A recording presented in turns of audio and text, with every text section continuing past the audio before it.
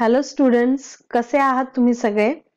तर आज विद्यालयामध्ये मी धनश्री तुमचं खूप खूप स्वागत करत आहे आणि माझा विषय आहे कॉम्प्युटर. तर आज मी घेऊन आली आहे मायक्रोसॉफ्ट पॉवर पॉइंट चॅप्टर.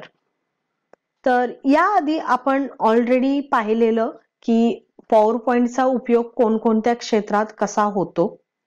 तर सांगू शकाल का आपण पॉवर पॉइंट कुठे कुठे वापरतो? बरोबर, पॉवर पॉइंट आपण शिक्षण क्षेत्रात पण वापरतो, तसेच ऑफिसमध्ये, कंपनीजमध्ये, मोठ्या मोठ्या इंडस्ट्रीजमध्ये सुद्धा पॉवर पॉइंटचा उपयोग होतो.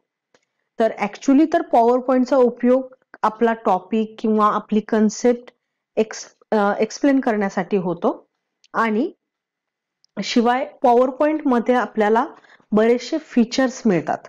ओके, आणि त्या फीचर्समुळे आपलं जे प्रेझेंटेशन असतं ते खूप पॉवरफुल होतं.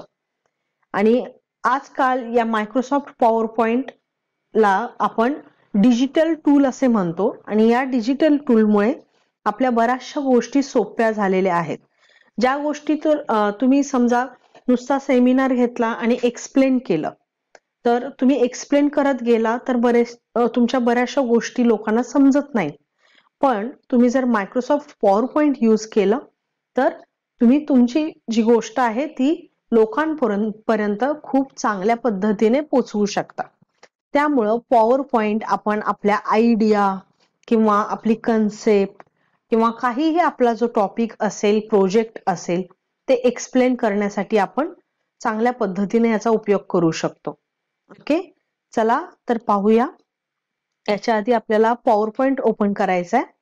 तर मी कोर्टानाच्या सहाय्याने पॉवर पॉइंटचा उपयोग करणार आहे, ओपन करणार आहे.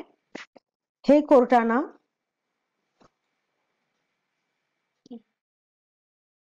Cortana open Microsoft power point. Sure. Which Microsoft PowerPoint do you want to open? Microsoft Office PowerPoint 2007 or PowerPoint? Power point. Alright, starting PowerPoint. तर इथे माझ्याकडे पॉवर पॉइंटचे दोन व्हर्जन आहेत, 2019 आणि 2007. त्यामुळे कोर्टाने आपल्याला दोन ऑप्शन दिले होते. तर मी ओपन केलंय पॉवर पॉइंट 2019 आणि इथे 2019 मध्ये तुम्ही पाहू शकता बरेचसे बिल्ट इन टेम्पलेट्स किंवा थीम्स आहेत. तर याचा उपयोग काय होतो इथे पहा. इथे आपण पाहू शकतो बऱ्याचशा डिझाईन्स रेडीमेड आहेत. ऑलरेडी आपण पॉवर पॉइंट मध्ये डिझाईन्स देऊ शकतो, पण शिवाय त्या डिझाईन सोडून सुद्धा आपण या डिझाईन वापरू शकतो आणि याला आपल्याला सगळे कलर कॉम्बिनेशन्स वगैरे रेडीमेड मिळतात. ओके, जसे मी समजा ही डिझाईन चूज केली. ओके, तुम्ही बघू शकता किती सुंदर अशी ही डिझाईन आहे. ओके, तर जसे मी सांगितलेले, आता मी न्यू घेते प्रेझेंटेशन. ओके, तर जसे मी ऑलरेडी सांगितलेले की पॉवर पॉइंटच्या विंडोमध्ये हे जे व्हाईट पेज आहे याला आपण स्लाइड असे म्हणतो. तर एक पेज एक स्लाइड आणि सगळ्या स्लाइडला मिळून आपण म्हणतो प्रेझेंटेशन. ओके, आणि याला म्हणतात स्लाइड पेन. आणि ही जसं आपण मायक्रोसॉफ्ट वर्ड मध्ये रिबन असते तशी ही आहे रिबन. ओके, तर आता तुम्ही पाहू शकता इकडे उजव्या बाजूला किती चांगल्या पद्धतीने रेडीमेड डिझाईन आयडियाज दिलेल्या आहेत. पाहूया इथे आयडिया.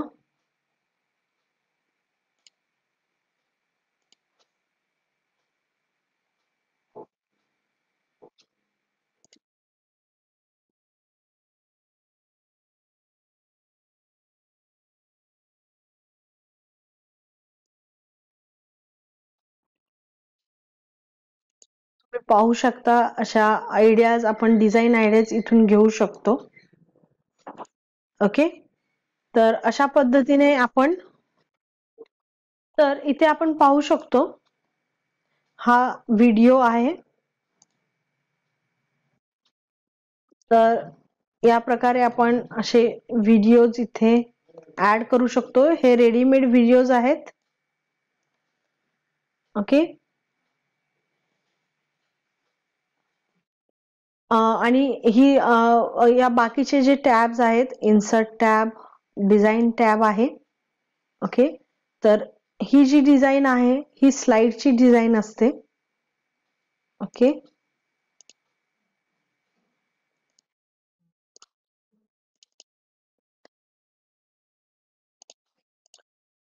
ही डिझाईन, इन्सर्ट, होम. आता होम टॅब मध्ये काय आहे ते पाहू. तर होम टॅब मध्ये बेसिकली टायपिंग रिलेटेड ऑप्शन्स आपल्याला मिळतात, जसे की फॉन्ट मोठे करणं. तर इथे मी टाईप करते.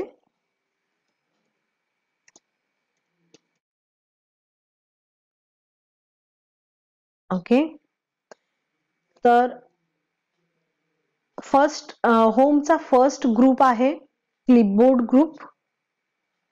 क्लिपबोर्ड ग्रुप मध्ये आपल्याला पेस्ट ऑप्शन्स पाहायला मिळतात, फॉर्मॅट पेंटर, कट आणि कॉपी. तर जर आपल्याला एखादी गोष्ट कॉपी म्हणजे डुप्लिकेट त्याची कॉपी बनवायची असेल तर कॉपी बनवू शकतो. तसेच फॉर्मॅट पेंटर याचा अर्थ काय, तर मी दाखवते फॉर्मॅट पेंटर म्हणजे काय. तर आता हे जे टेक्स्ट आहे हे फर्स्ट मी फॉर्मॅट करते.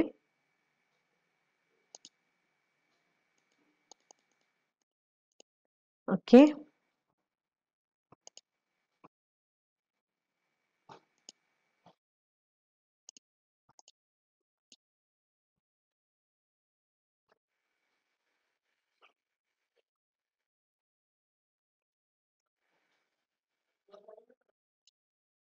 तर हे जे टेक्स्ट आहे ते आपण फॉर्मॅट केलेलं आहे.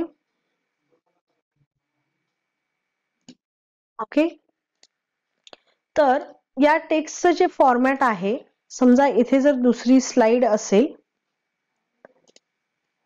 आणि इथे hello how are you just sample साठी लिहिलं, आणि हे जे फॉर्मॅटिंग आहे म्हणजे इथे जो कलर दिला आहे किंवा याची जी साईज आहे किंवा फॉन्ट स्टाईल आहे, हे जे आहे हे आपल्याला जर सेम यासाठी याला जर द्यायचं असेल तर आपण फॉर्मॅट पेंटर करतो.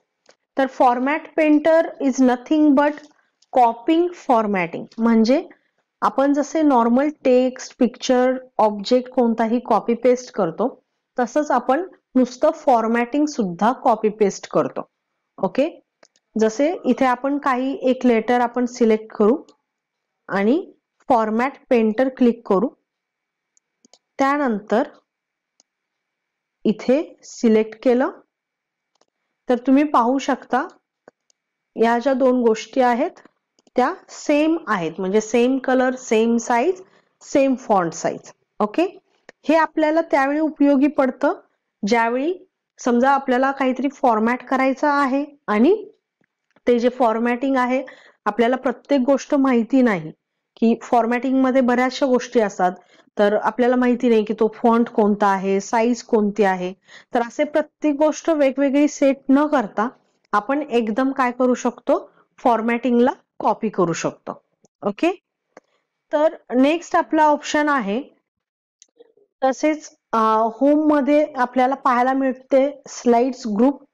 तर स्लाइड्स ग्रुप मध्ये आपल्याला स्लाइड्स रिलेटेड ऑप्शन्स मिळतात, जसे न्यू स्लाइड.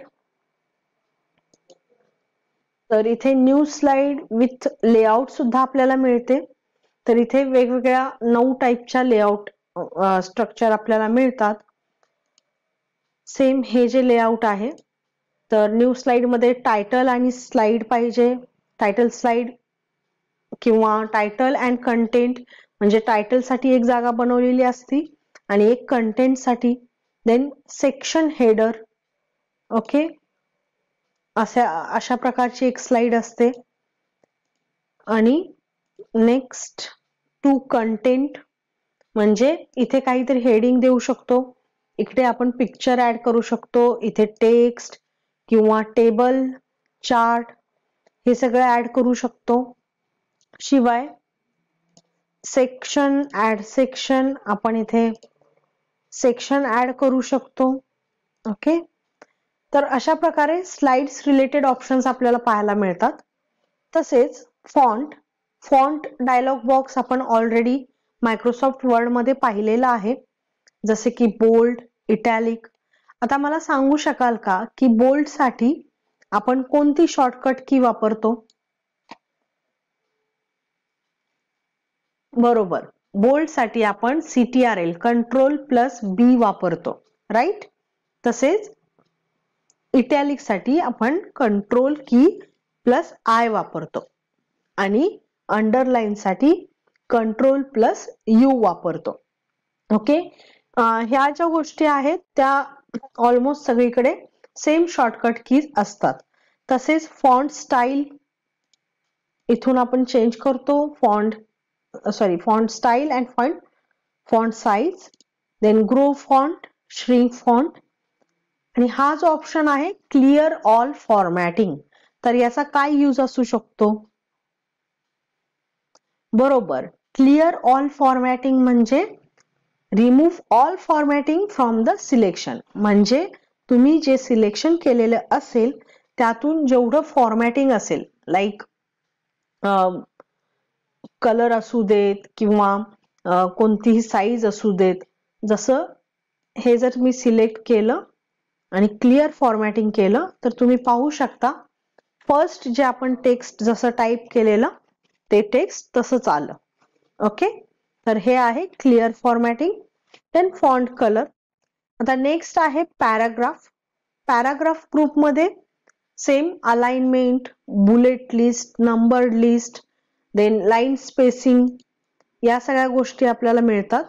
अलाइनमेंट म्हणजे असतं टेक्स्टची पोझिशन. आपण आपलं टेक्स्ट लेफ्ट साईडला ठेवायचं, म्हणजे डाव्या बाजूला का उजव्या बाजूला किंवा सेंटरला, तर हे आपण इथून अलाइनमेंट मधून सेट करू शकतो. ओके, तर हे ऑप्शन इथे पण मिळतात, टॉप, मिडल, बॉटम. तुम्ही पाहू शकता चेंज कशा प्रकारे होतंय हे. आणि शिवाय आपण इथे कॉलम सुद्धा ऍड करू शकतो. ओके, हे आपण कॉलम ऍडिंग पण ऑलरेडी मायक्रोसॉफ्ट वर्ड मध्ये पाहिलेलं आहे. तसेच टेक्स्ट डिरेक्शन. टेक्स्ट डायरेक्शन म्हणजे काय? बरोबर, टेक्स्टची दिशा. आता समजा तुम्हाला जर टेक्स्ट उभा उभी पाहिजे असेल तर इथून आपण अशा प्रकारे टेक्स्ट करू शकतो.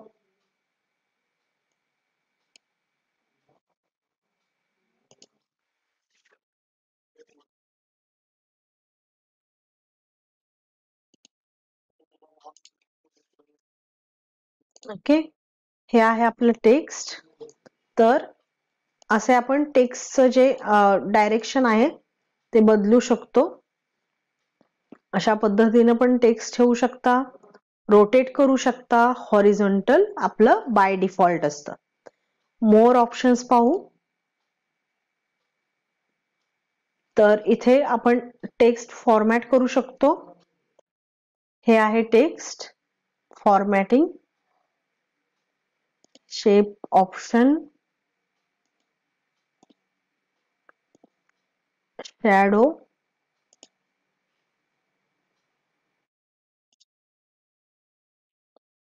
देन रिफ्लेक्शन,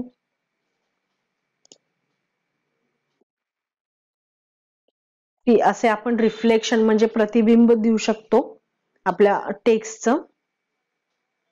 ओके, हे ऑप्शन आणि आपण नेक्स्ट सेशन मध्ये सुद्धा पाहणार आहोत.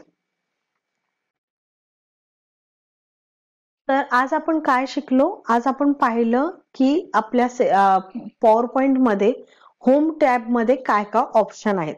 सर्व ऑप्शन्स आपण पाहिलेले नाहीत, तर नेक्स्ट सेशन मध्ये नवीन गोष्टींबरोबर आपण यातले जे राहिलेले ऑप्शन्स आहेत ते पण पाहणार आहोत. Okay.